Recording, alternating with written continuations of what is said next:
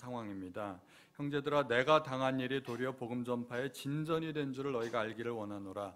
내가 당한 일, 이 이야기는 내가 감옥에 갇힌 일, 그것을 이야기하는 것입니다. 그것이 도리어 복음의 진보가 되었다고 해석하고 그 일을 기뻐하고 있는 것입니다. 그가 당한 일, 우리도 여러 가지 일을 당하지 않습니까? 그 당한 일을 우리는 보통 환경 또는 상황 그렇게 이야기합니다. 그런데 중요한 것은 상황이 아니라 그 상황이 가지고 있는 의미, 그것이 훨씬 더 중요합니다. 바울은 비록 옥에 갇혔지만 그 상황이 오히려 복음의 진전을 가져왔다고 해석을 하고 있습니다. 그것이 바울이 가지고 있는 의미였습니다. 그 상황에 대한 해석인 거죠. 그래서 바울은 옥에 갇힌 상황에서도 여전히 기뻐하고 또한 기뻐하겠다고 말하고 있는 것입니다. 상황은 그 자체로서 중요한 것이 아닙니다. 어떤 상황이 중요할 수 있는 것은 그 상황이 어떠한 의미를 가지고 있느냐 하는 그 의미 때문에 그렇습니다. 예를 들면 밥을 한 끼 굶은 사람이 있다고 생각을 해보죠. 여러분들은 그 사람이 존경스럽습니까? 불쌍합니까? 그것만 가지고는 알 수가 없어요, 사실은. 밥 한 끼 굶은 사람이 있는데 밥 한 끼 사 먹을 수 있는 돈이 없어서 굶었다 그러면 불쌍하고 처량하고 안 된 거예요. 근데 그분이 금식기도 하기 위해서 한 끼를 굶었다 그러면 그거는 대단히 존경스러운 상황이 되는 거죠. 우리는 그런 사람들을 존경할 수 있습니다. 금식하기 위해서 한 끼를 굶었다고 한다면은 그것은 주님 안에서 기뻐할 일이고 자랑스러운 일이고 우리가 존경할 수 있는 그런 일입니다. 그러니까 어떠한 단순한 표면적으로 드러나는 상황보다 그 상황이 어떠한 의미를 가지고 있는가를 우리는 봐야 됩니다. 바울은 지금 옥에 갇혀 있습니다. 자유가 속박당하고 죄수가 된 상황입니다. 그런데 바울은 자기가 옥에 갇혀 있는 상황을 이야기하면서 도리어 반대로 이것이 좋은 일을 이루었다 이렇게 이야기하고 있습니다. 즉 자기가 처한 상황 자체는 불행한 상황이지만 그것이 가져온 결과는 불행한 일이 아니고 도리어 바울 자신도 예측할 수 없었던 더 유리한 상황이 되었다는 것입니다. 이것을 한자숙어로 전화위복이라고 그러죠. 이게 화가 바뀌어서 복이 되었다는 것입니다. 어떠한 기자가 유람선을 타고 남태평양을 여행하는 도중에 그만 그 배가 암초를 들이받아서 파선을 하게 되었다고 합니다. 그래서 많은 사람들이 물에 빠져 죽었습니다. 그 기자는 겨우 통나무 하나를 붙들고 허우적거리다 무인도에 도착해서 살 수 있었습니다. 간신히 무인도에 도착은 했지만 살 길이 막막하지 않습니까? 어떻게든 먹고 살아야 하기 때문에 나무에 올라가서 야자 열매를 따고 또 자기가 잘 모르는 나무 열매도 따먹기도 하고 어떻게든 또 고기를 잡아서 그 고기를 먹었습니다. 고기를 날로 먹어야만 했죠. 불이 없으니까. 또 밤이 되면 춥고 어떻게든 또 비를 피하고 바람을 피해야 했기 때문에 나뭇가지를 꺾어다 그리고 억새풀을 뽑아다가 집을 만들었습니다. 가장 필요한 건 이 상황에서 무엇일까요? 불이 필요했습니다. 그래서 자기가 알고 있는 모든 수단을 다 동원해서 어떻게든 불을 만들었습니다. 이렇게 나무를 비벼서 했는지 그 돌멩이를 부딪혀서 불꽃을 내었는지 겨우 불을 내었습니다. 불을 만들고 나니까 환경이 훨씬 더 좋아졌습니다. 이제 고기를 잡아도 날로 먹지 않고 익혀서 먹을 수 있게 됐고 또 따뜻하게 되었고 굉장히 유리한 상황이 되었습니다. 그런데 갑자기 큰 바람이 부는 것이었습니다. 바람이 세차게 불어서 그 불꽃이 자기가 애써서 만들어 놓은 그 집으로 옮겨 붙었습니다. 그 집이란 게 기껏해야 나무, 풀, 나뭇가지 뭐 이런 것 가지고 집을 지었으니 얼마나 잘 타겠어요. 순식간에 홀랑 다 타버렸습니다. 그랬더니 이 기자가 완전히 망연자실하게 하늘을 쳐다보면서 원망을 하는 거죠. 어떻게 이럴 수가 있습니까? 하나님, 제가 이 집을 만들기 위해서 며칠 동안을 그렇게 고생한 것을 잘 아시면서 어떻게 나에게 이런 환난을 주십니까? 하늘도 무심하시지. 그러면서 하나님을 원망하고 하늘을 원망했습니다. 그런데 그렇게 망연자실하게 그냥 포기하고서 바닥에 이렇게 누워 있는데 갑자기 이상한 소리가 들렸습니다. 뿡 하는 소리가 들린 겁니다. 백고동 소리였습니다. 기자는 깜짝 놀라 일어나서 바다를 쳐다봤습니다. 그랬더니 멀찌감치해서 그 증기 기선 한 대가 무인도를 향해서 오고 있는 것이었습니다. 그리고 그 기선에서 선장과 선원들이 보트를 타고 와서 자기를 구해 주었습니다. 그들의 이야기를 들어보니까 무인도에서 난데없이 연기가 보이길래 깜짝 놀라서 우리가 이리로 오게 되었다라고 말하는 것입니다. 자기는 그 집이, 자기가 애써서 만들어 놓은 집이 홀랑불에 타가지고 하늘을 원망하고 망연자실해가지고 탄식하고 있었는데, 그 집이 타는 동안에 내는 연기가 멀리 있는 배에서도 볼 수 있게 되었기 때문에 자기를 구하러 온 겁니다. 결국은 자기는 집을 잃어버렸지만 목숨을 구하게 된 겁니다. 만약에 그 상황에서 그 배가 오지 않았더라면 또 언제 배가 오게 될지 그거는 모르는 일이죠. 배가 왔어도 그냥 지나치지 뭐 거기에 들릴 일이 없는 것 아니겠습니까? 그러니까 때로는 어떤 나쁜 환경도 좋은 일을 만들어낼 수 있다는 것입니다. 지금 바울의 환경이 그렇습니다. 바울과 같이 유능한 전도자가 지금 옥에 갇혔습니다. 옥에 갇혀서 한 2년 정도를 있게 되었는데, 만약에 그 2년 동안에 바울이 복음을 전했더라면 훨씬 더 많은 교회를 세울 수도 있었고 많은 사람들에게 복음을 전할 수도 있었을 텐데, 이런 전도자가 옥에 갇혀가지고 꼼짝달싹 못하고 있는 것이, 이것이 어떻게 복음의 퇴보가 아니고 복음의 진보가 될 수 있었을까요? 바울은 그걸 여러모로 해석을 하는 거죠. 우리도 이 상황을 한번 해석해 보고자 하는 것입니다. 저는 여기에서 4가지를 볼 수 있었습니다. 바울이 감옥에서도 직접적으로 사역한 것이 있었고, 두 번째로 바울에 관한 소문이 널리 퍼졌고, 세 번째로 교회 성도들이 열심을 내게 되었고, 네 번째로 놀랍게도 바울을 반대하는 사람들이, 바울의 적대적인 사람들이 또 복음을 전함으로 복음의 진보를 이루었다는 것입니다. 그리스도인들도 세상 사람들과 같이 이 세상에서 똑같이 고난과 어려움을 당할 수 있습니다. 예를 들면 바울도 옥에 갇히지 않았습니까? 이 환경은 절대로 좋은 환경이라고 말할 수가 없습니다. 그러나 앞서 말씀드렸듯이 상황보다 더 중요한 것은 상황이 가지는 의미입니다. 바울의 수감은 바울에게 어떤 상황을 가져다 주었을까요? 바울은 옥에 갇혀 있기 때문에 뭘 할 수가 없는 상황입니다. 그런데 많이 생긴 것이 있죠. 시간입니다. 시간은 넉넉합니다. 뭐 할 수 있는 일이 없으니까 시간만 넉넉한 겁니다. 그랬더니 바울이 옥에 갇혀 있는 동안에 여러 교회에 편지들을 쓰게 되었습니다. 그것이 오늘날 우리가 알고 있는 옥중서신이라는 것입니다. 에빌골몬, 이렇게 4개, 에베소, 빌립보, 골로새, 빌레몬서, 이렇게 4권의 책들이 주옥 같은 성경들이 성경에서, 감옥에서 쓰여진 옥중서신들입니다. 그리고 또 바울은 옥에 갇혀 있는 동안에도 사람들을 만날 수 있었습니다. 자기가 만나는 모든 사람들에게 복음을 증언했습니다. 자기를 찾아오는 사람들에게도 복음을 전했지만 자기를 지키고 감시하고 있는 병사들에게도 복음을 증언했습니다. 그렇게 해서 회심한 사람이 오네시모라는 도망한 종이었습니다. 이 도망친 종이었는데 결국은 바울이 복음을 전해서 회심했고 결국은 자기 주인에게로 다시 돌려보내게 됩니다. 그 주인에게 돌려보내는 편지가 빌레몬서입니다.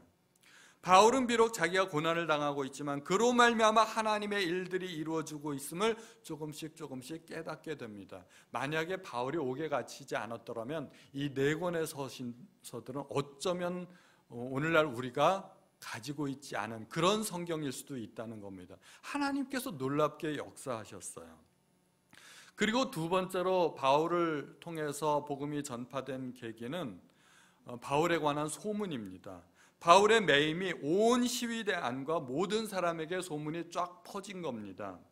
바울은 당시 로마의 식민지였던 예루살렘으로부터 멀리 로마에까지 오게 되었습니다.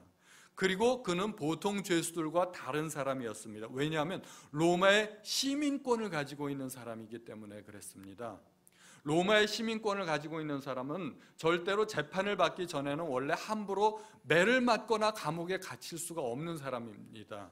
그렇기 때문에 이 간수들도 함부로 대할 수가 없는 거예요. 로마의 시민권 가졌대. 그럼 때리면 안 되겠네. 뭐 이런 얘기들이 돌았겠죠. 그리고 게다가 그는 황제 앞에 탄원을 했습니다. 이 아무나 황제 앞에 탄원을 할 수 있는 것이 아닙니다. 이 예사롭지 않은 죄수입니다.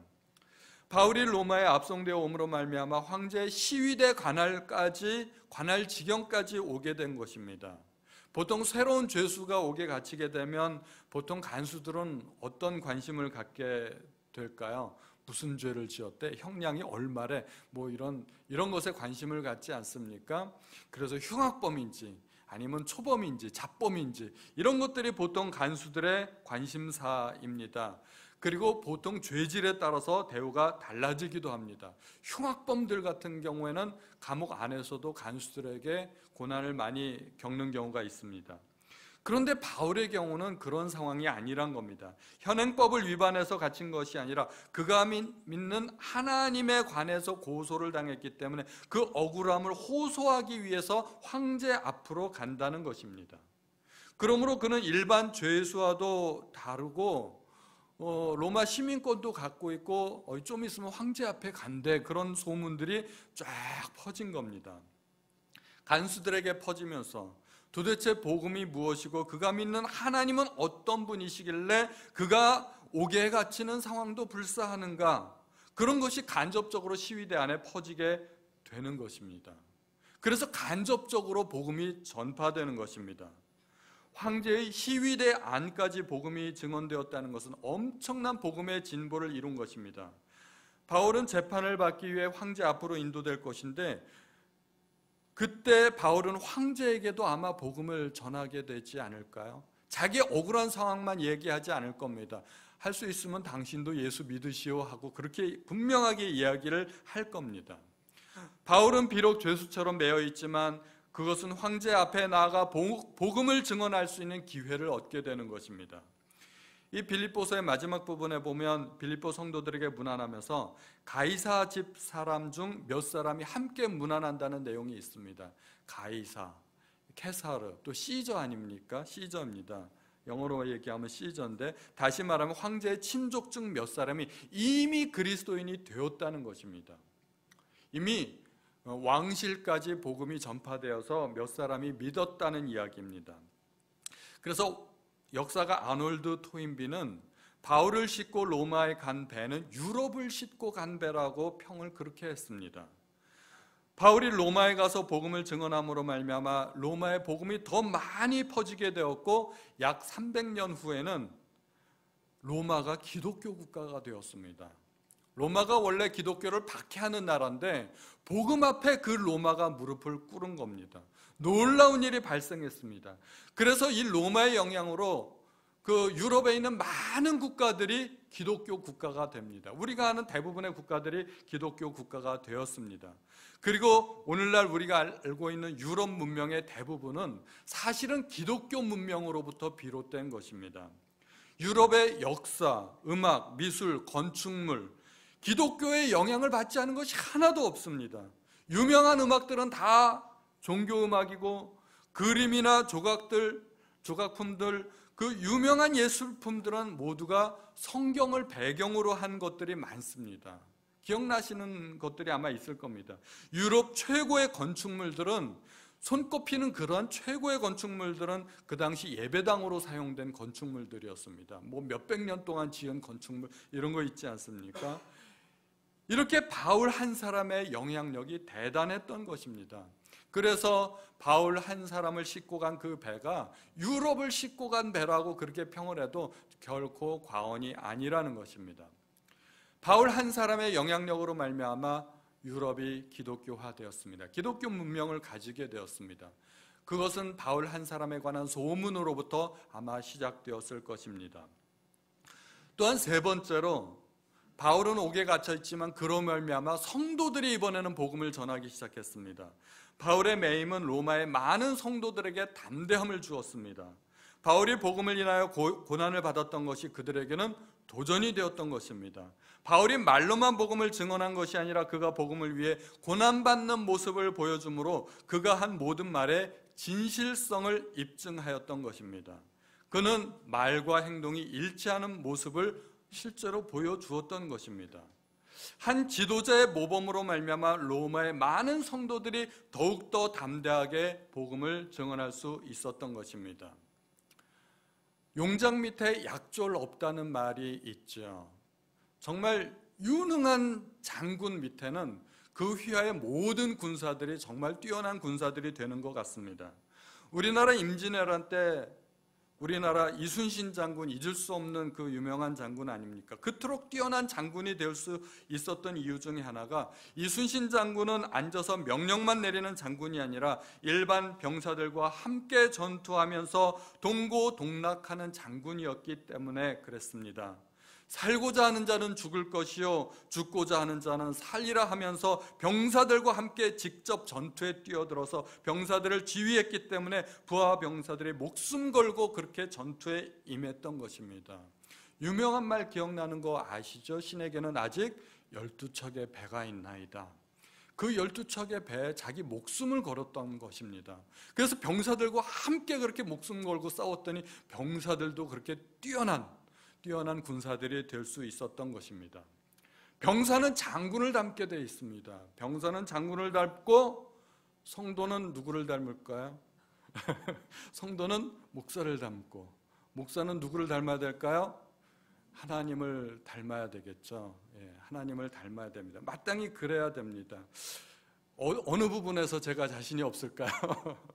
제가 저를 생각해 보니까 목사는 하나님을 닮아야 되는데 참 늘 자신 없는 부분이 이 부분입니다. 제가 목사로서 하나님을 닮아야 되는데 제가 저를 보니까 참 하나님을 닮지 않은 것 같아서 늘 자신이 없었습니다. 그런데 어느 날 제가 저를 바라보면서 하나님을 닮았다고 생각되는 한 부분을 발견하게 됐습니다. 얼마나 기뻤던지. 제가 스스로 정말 대견하고 자랑스럽게 생각이 되었습니다. 그래, 내가 이것만큼은 확실하게 하나님을 닮은 것 같다, 그런 생각이 들었습니다. 어떤 부분일까요? 그것은 일할 때 주로 말로만 일하는 거. 하나님을 보니까 하나님은 주로 몸을 쓰신 적이 없으시더라고요.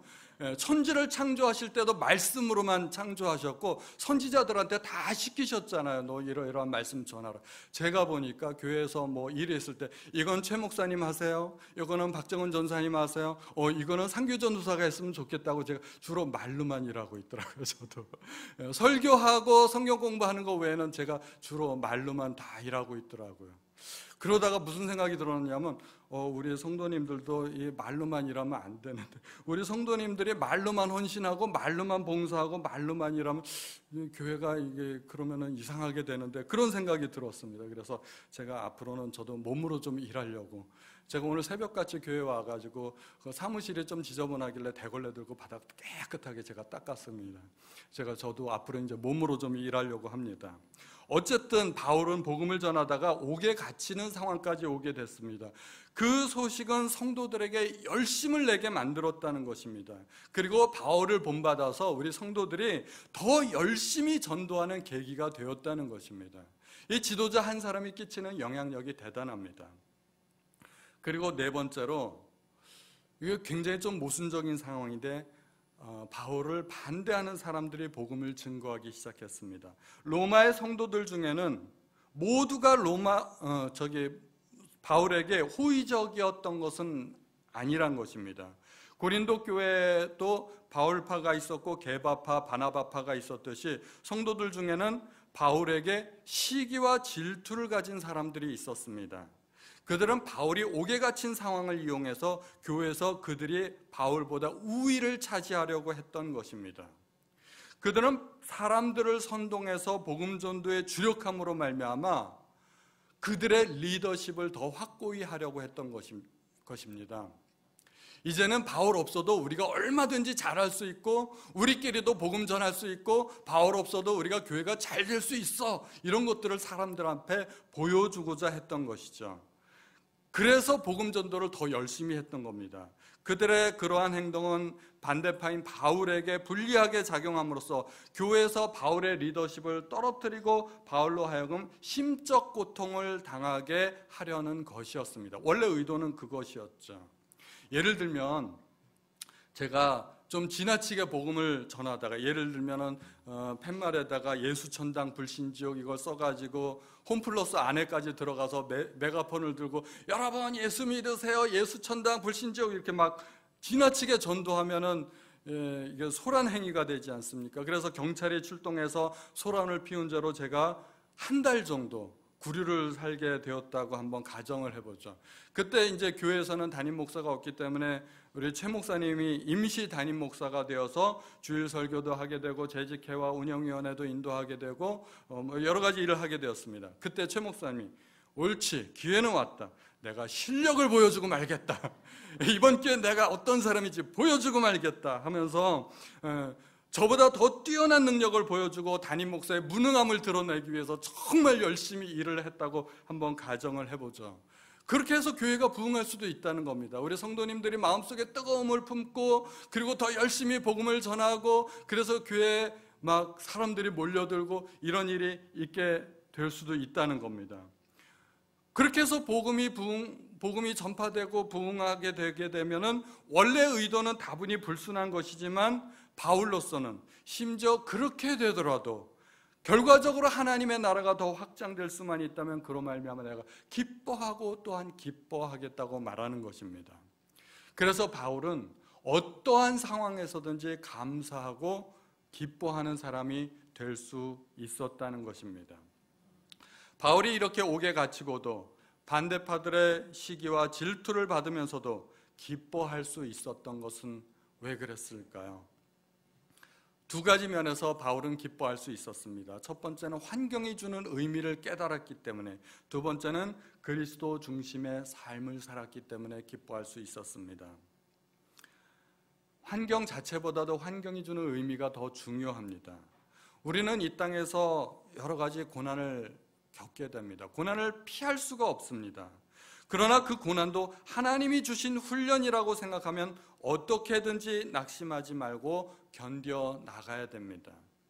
군인들이 군대에 가서 훈련을 받지 않습니까? 훈련 중에 흘린 땀 한 방울은 전투 중에서 피 한 방울과 같다고 그렇게 이야기를 합니다.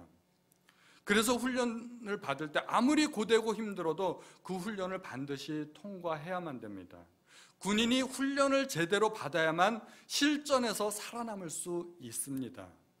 2차 대전 때 어떤 종군 기자가 있었는데 얼마나 열심히 지나쳤는지 실제 전투 현장을 보도하겠다고 전투 현장까지 따라갔습니다. 자기도 군복 입고 카메라 들고 그렇게 찾아갔습니다. 실제 현장을 촬영하는데 막 총알이 빗발치는데 병사 하나가 총탄에 부상을 입었습니다. 총탄을 입고 부상을 입었는데 그 막 몸을 질질 끌면서 몸을 피해가는 거, 어떻게 해서든지 자기 몸을 숨기려고 은폐하려고 그 바위 밑에까지 왔습니다. 그렇게 해가지고 그 병사가 목숨을 구했는데 그 장면을 이 기자가 다 촬영을 한 거예요. 그런데 이 종군 기자는 그만 촬영을 하다 총탄에 맞아서 죽었습니다. 총 맞은 병사는 몸을 질질 끌고 나무 밑에 가서, 바위 밑에 가서 자기 목숨을 구했는데 이 기자는 자기 몸을 숨길 줄을 몰랐던 거예요. 그러다가 총 맞고 죽은 거예요. 이게 훈련이 주는 교훈입니다. 총탄을 맞고 피를 흘리고 내가 걸어갈 수도 없고 어떻게 할 수도 없어도 훈련받은 군인들은 자기 몸을 살릴 수 있는 법을 압니다. 몸을 질질 끌고라서도 살려내는 거죠. 그렇게 자기 몸을 살렸는데 기자는 훈련을 받았어도 오래전에 받았겠죠. 그랬더니 결국은 이 기자는 죽게 된 겁니다. 훈련이 굉장히 유익한 겁니다. 훈련이 고되고 힘들어도 그 훈련을 제대로 받으면 전투 중에서 그 진가를 발휘할 수 있게 되는 것입니다. 우리는 내가 받는 모든 고난을 훈련으로도 생각할 수 있어야 되는 것입니다. 내가 받는 고난으로 말미암아 내가 더욱 성숙하고 하나님의 자녀로서 합당한 모습으로 거듭나게 될 수만 있다면 고난은 유익이 되고 약이 되는 것입니다. 내가 무엇 때문에 고난받는가를 깊이 묵상하는 것이 중요합니다. 그 고난을 통해서 하나님이 이루실 섭리가 있다는 것입니다. 그래서 고통에는 뜻이 있다고 합니다. 고통만 바라보지 마시기 바랍니다. 고통 너머에 있는 하나님의 위대한 뜻을 바라보시면 그 고통을 이길 수 있는 힘이 되실 줄로 믿습니다. 바울의 중심 마음 가운데는 무엇이 있었을까요? 오직 그리스도, 오직 그리스도뿐이었습니다. 그가 당한 환경은 굉장히 나쁜 환경이었습니다. 동족인 유대인들에게 고소를 당했습니다. 교회에서는 반대파들이 득세를 했습니다. 이방인들은 자기를 죄인 취급하고 있습니다. 이 모든 상황 속에서 그는 기뻐하겠다고 말을 합니다. 아니, 유대인들이나 이방인들은 그렇다 치더라도 교회 안에서도까지 어떤 이들이 옳지 못한 동기로 복음을 증언하는 것은 결코 옳은 일이라고 할 수가 없을 것입니다. 아무리 좋은 일을 하더라도 동기가 옳지 못하면 안 되기 때문입니다. 그래서 수단과 목적은 술의 양 바퀴와 마찬가지로 둘 다 옳아야만 진전을 할 수 있습니다. 제가 며칠 전에 신문사에서 일하는 저의 어떤 지인이 우리 교회를 검색하다가 신문에 우리 교회가 나온 것을 발견하고 저에게 연락을 해줬어요. 저도 몰랐던 건데 2017년 5월 10일 경인일보 제11면에 우리 교회 기사가 났더라고요. 그래서 저한테 그 기사를 보내줬는데 제가 읽어드릴게요. 연수 삼동 지역사회 보장협의회, 혹시 사진 있으면 올려주시기 바랍니다. 여기 리모컨이 없네요. 연수 삼동 지역사회 보장협의회는 가정의 달을 맞아 지역의 저소득 25가구에 100만 원 상당의 삼겹살, 참기름, 쌈채소 등 생필품을 전달했다. 이번 지원은 송도 좋은교회 성도들이 모은 후원금으로 이루어졌으며 경제적 형편이 어려운 저소득 가정에게 먹거리를 제공해 가족 간의 따뜻한 정을 나눌 수 있는 시간을 만들어주고자 마련됐다. 송도 좋은교회 유승희 목사는 비록 많은 금액은 아니지만 가정의 달을 맞아 경제적으로 어려운 이웃들이 가족 간의 정을 느낄 수 있는 시간이 되길 바란다고 말했다. 김흥식 위원장은 지역 저소득 아동들에게 행복한 기억을 갖게 해줄 수 있도록 후원해준 송도 좋은 교회에 감사드린다고 했다. 저 사진입니다. 어떻게 보이세요?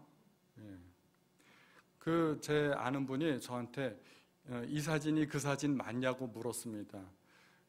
저 사진이 제가 아니잖아요. 그러니까 좀 의아하게 생각을 했던 겁니다. 도대체 어떻게 된 일이냐? 그때 교회에서 저도 어렴풋이 기억이 나는데 가정의 달을 맞아 불우이웃 돕기 위해서 100만 원가량을 연수구청에 우리가 기탁을 한 적이 있습니다.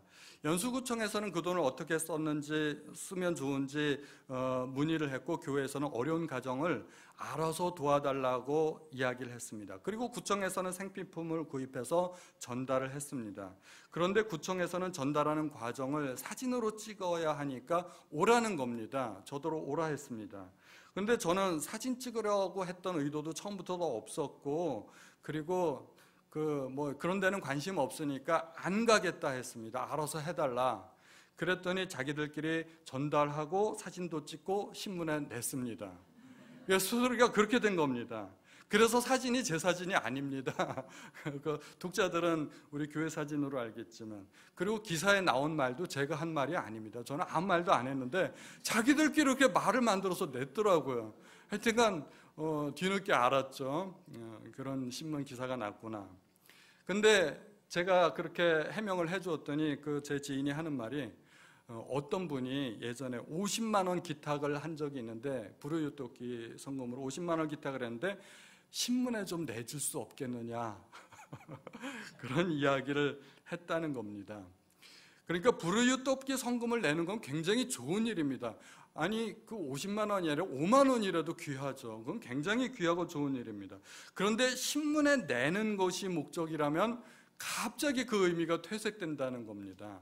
좋은 일이 아닐 수 있다는 겁니다. 그다지 그렇게 훌륭해 보이지 않는 겁니다. 그러니까 제 말은 좋은 목적과 좋은 방법으로 일을 해야 완벽하다는 겁니다. 목적도 좋아야 되고 수단도 좋아야만 합니다. 목적만 옳아서도 안 되고 방법만 옳아서도 안 됩니다. 바울의 반대파들이 비록 복음을 증언하고 외형적으로는 그럴듯한 결과를 가져오기는 했지만 사실 그들의 동기는 옳지 못한 데 있었습니다. 그런데 바울은 왜 그들을 책망하지 않았을까요? 그것은 자기 한 사람만 양보하면 모든 일들이 잘 해결될 수 있었기 때문입니다. 만약에 그로 인해서 교회가 분열되고 어려움이 있었다면 바울은 그들을 아마도 분명히 책망했을 겁니다. 실제로 빌립보 교회에는 유오디아와 순두계라는 두 사람으로 말미암아 교회가 분열될 수 있는 그런 위기가 있었습니다. 바울은 그들을 책망했습니다. 주 안에서 한 마음으로 같은 마음을 품으라고 이야기했습니다. 그런데 이 상황은 다릅니다. 자기만 양보하면 아무 문제가 없습니다. 자기만 양보하면 되기 때문에 오히려 그것이 좋은 결과를 가져올 수 있기 때문에 바울은 긍정적으로 받아들였던 것입니다. 바울이 고려했던 것은 자기의 입장이 아니라 주님의 입장이었습니다. 자신이 오해를 받건 지도자의 자리에서 물러나건 복음이 전파되는 것만으로 기뻐하겠다는 것입니다. 자신이 어떻게 되든 그가 주님을 사랑하고 그가 사랑하는 주님이 높임을 받는 것만으로 만족하고 기뻐하겠다는 대단한 의지가 있었던 것입니다. 우리는 보통 교회에서 어떤 이유로 기뻐하고 어떤 이유로 실족하게 됩니까? 나의 입장 때문에 그렇습니다. 내가 인정받고 내 의견이 존중되고 내가 대우받는 입장이 되면 우리는 보통 기뻐합니다. 그 기쁨은 주님의 기쁨과 아무런 상관이 없는 겁니다. 내가 대우받는 입장이 되면 그 기쁨 때문에, 그것 때문에 우리가 기뻐한다는 것은 그것은 주님의 기쁨으로 주님이 기뻐하실 만한 것으로 내가 기뻐하는 것이 아니라는 것입니다. 주님이 높임을 받는 것과 상관없이 내가 높임을 받는 것으로 기뻐하겠다는 것입니다. 반대로 실족하고 시험에 드는 이유도 대개는 주님의 입장 때문이 아니라 나의 입장 때문에 그렇습니다. 진실한 그리스도인이란 어떤 사람일까요? 내가 낮아지고 내 뜻대로 되지 않더라도 그것으로 인해서 주님께서 높아지고 교회의 덕이 될 수만 있다면, 그것으로 인해서 감사하고 기뻐할 수만 있다면 그건 정말 훌륭한 자세가 아닐까요? 우리의 중심에는 누가 있을까요? 그리스도가 있는지 내 입장이 있는지 깊이 한번 우리 생각해 보시기 바랍니다. 우리 성도님들은 그리스도 때문에 십자가도 지실 수 있는 그러한 성도님들 되시기 바랍니다. 그리스도께서 기뻐하실 수 있는 일로 함께 기뻐하고 그리스도께서 슬퍼하실 수 있는 그러한 일로 함께 슬퍼하시는 우리 성도님들 다 되시기를 예수님의 이름으로 축원드립니다. 우리 찬송과 함께 341장 십자가를 내 가지고 주를 따라갑니다. 함께 찬양하시겠습니다.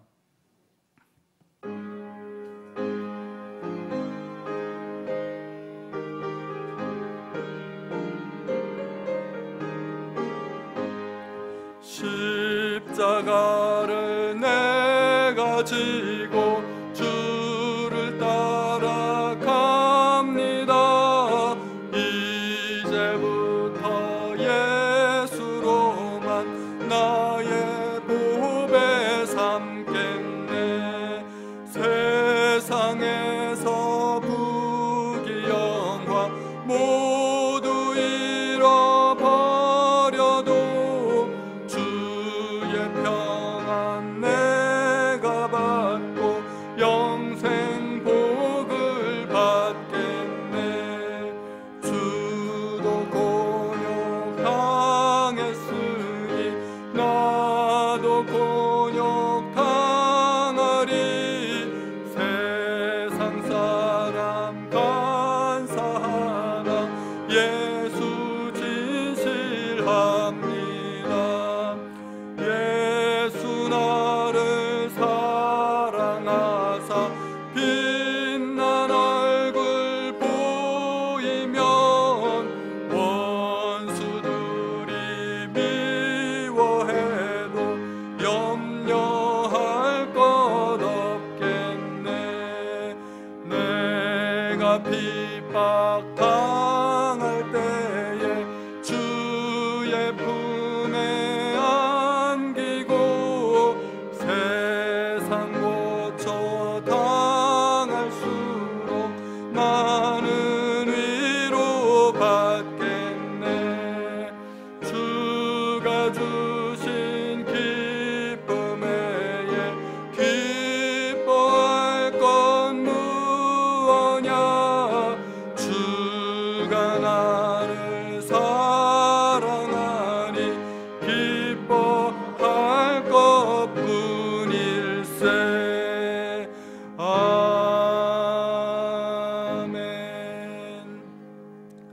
하나님 아버지, 저희가 어떠한 환경을 만나든지 감사하고 기뻐하는 성도님들이 다 될 수 있도록 도와주시기 바랍니다. 나에게 유익한 환경 때문에 기뻐하고 나에게 불리한 환경 때문에 실족하는 것이 아니라 어떠한 환경에서든지 하나님께서 이루실 그 섭리를 생각하고 감사하고 기뻐할 수 있도록 하나님 도와주옵소서. 하나님 고난을 받되 오히려 복음 때문에 고난받고 의로워지려는 것 때문에 고난을 받는 우리 성도님들 다 될 수 있도록 도와주시기 바랍니다. 늘 감사하고 기뻐하는 우리 성도님들 될 수 있기를 하나님 도와주시기를 간절히 원합니다. 모든 말씀 우리 주 예수님의 이름으로 기도하였습니다. 아멘.